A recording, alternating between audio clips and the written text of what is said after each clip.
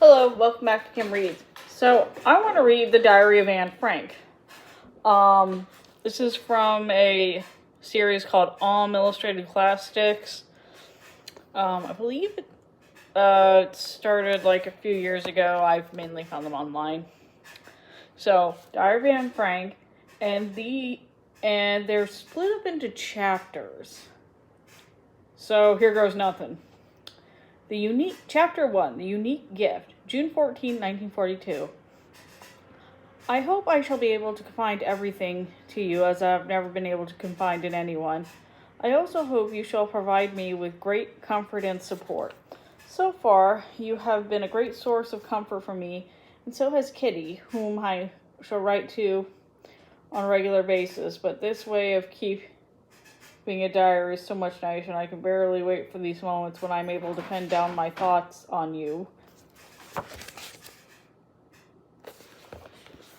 I shall start from the moment you came into my life and when I saw you lying on the table with my other birthday presents.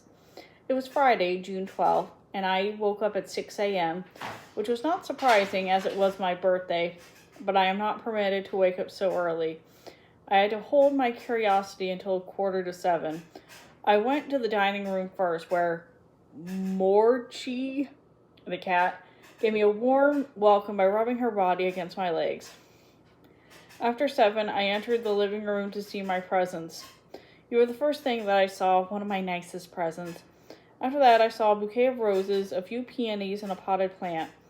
Daddy and Mama gave me a blue blouse, a game, a bottle of grape juice that tasted a little like wine. Wine is made from grape juice, after all.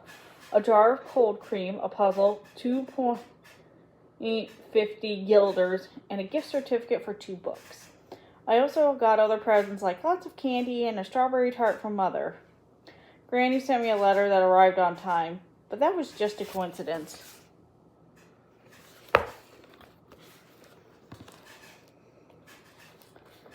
Hannah Lee came to pick me up after that, and we left for school.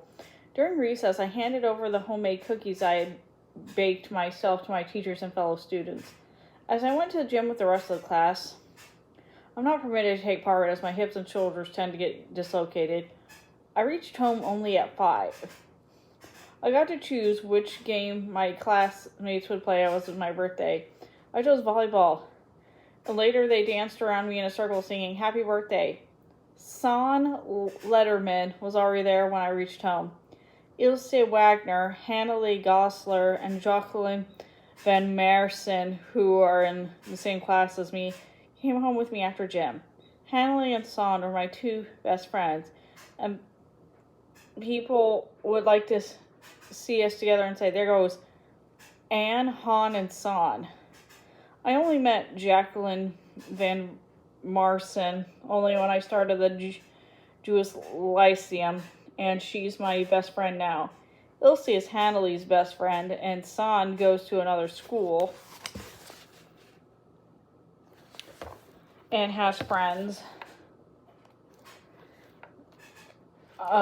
there. They gifted me a beautiful book called Dutch Sauce and Lessons, but gave me volume 2 by mistake.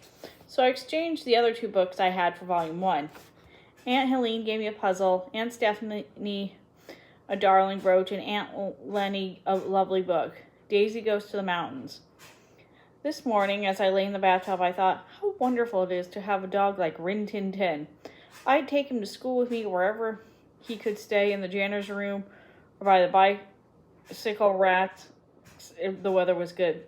My birthday party was on Sunday afternoon, and the Rin Tin Tin movie was a big hit with my classmates. I got 2 brooches, 2 books, and a bookmark. June 20th, 1942. I find writing in a diary a strange experience. This is not only because this is the first time I'm writing, but also because I feel that no one will be interested in the thoughts of a 13-year-old schoolgirl. Oh well, it doesn't really matter. I feel like writing, and the need to get things off my chest is greater. Paper has more patience than people. I was reminded of this on a perfectly depressing day. I was sitting at home, chin in hand, bored and listless, wondering if I should step outdoors or stay indoors. Finally, I stayed where I was pondering. Yes, paper does have more patience, and since I am not planning to have anyone else read my diary unless I find a real friend, it won't make much of a difference. The main reason for me to keep a diary is that I don't have a friend. But no one will believe that a 13-year-old girl is all alone in this world. I'm not. I have loving parents and a 16-year-old elder sister as family. I have 30 people I can call friends, and a throng of admirers who can't keep their eyes off me in a classroom. I have loving aunts and a good home. I have everything except that one true friend. I just think about having a good time when I'm with friends, and I can only talk about normal, everyday things. We don't get any closer, and that's the problem. Perhaps it's my fault that we don't confide in each other, but that's how things are, and unfortunately that won't change.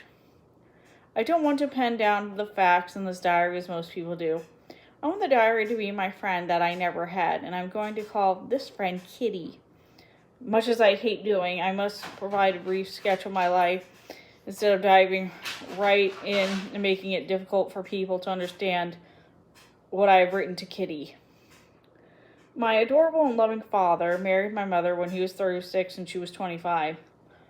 My sister Margot was born in Frankfurt, Germany, 1926. I was born on June 12, 1929, and I live in Frankfurt till age 4. As we were Jewish, my father immigrated to Holland in 1933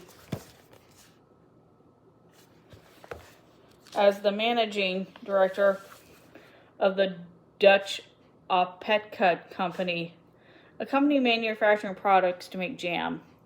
My mother, Edith Hollander Frank, accompanied him to Holland in September, and Margot and I were to stay with our grandmother in Aachen. Margot left for Holland in December, and I went in February as a birthday present for Margot. I joined the Montessori school immediately, and I stayed there till I was 6 when I started first grade. Mrs. Kumperus, the principal, was my teacher in the 6th grade. We were both in tears as we bid goodbye to each other at the end of the year.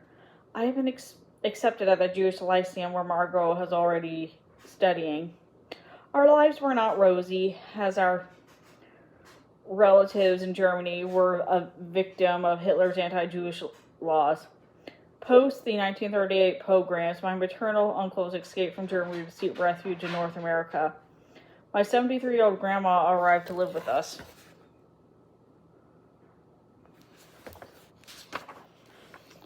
May 1940 brought bad times.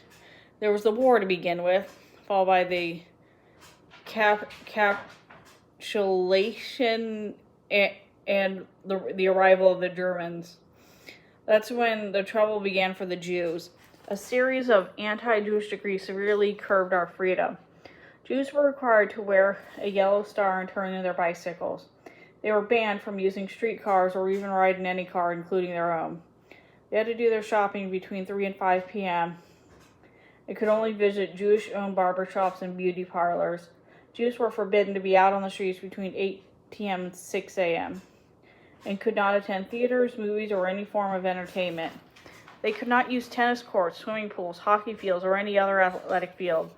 Jews could not sit in their gardens after 8 p.m., could not visit Christians' homes, and could only attend Jewish schools. Grandma felt sick in the summer of 1941 and had to have an operation. Hence, my birthday passed with little celebration. In the summer of 1940, it was the same story on my birthday because the war had just ended in Holland. In January 1942, Grandma died. No one is aware about how much I love and miss her. My birthday was celebrated in 1942 to make up for the past, and Grandma's candle was lit along with the rest. The 4 of us are still doing well, and that brings us to the present date of June 20th, 1942. Yours, Anne. And that's the end of that chapter. See you later.